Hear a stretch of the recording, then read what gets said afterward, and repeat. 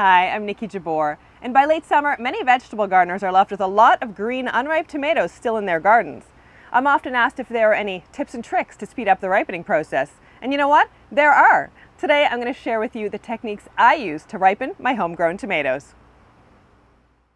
The first thing I do in late summer, about a month before the first expected frost, is top my plants. I use pruning shears to cut back the tops of the plants to clusters of fruits that I think still have a chance to mature.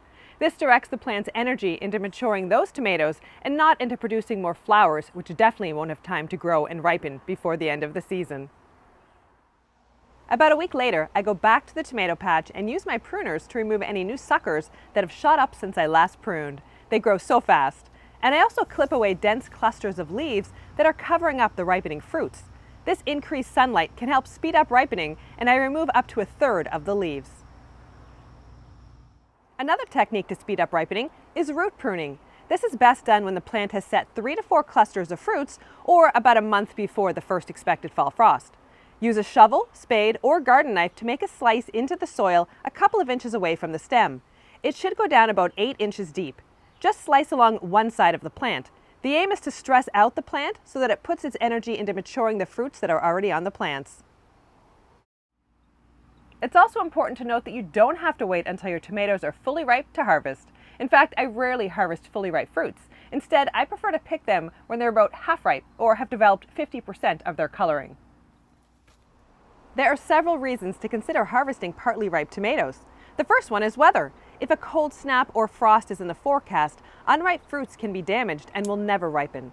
For me, the biggest reason I harvest tomatoes early is pests like slugs, squirrels, chipmunks, deer, groundhogs, and bunnies, which also love my ripe tomatoes. By harvesting them early and letting them ripen up indoors, I lose far fewer fruits to pests.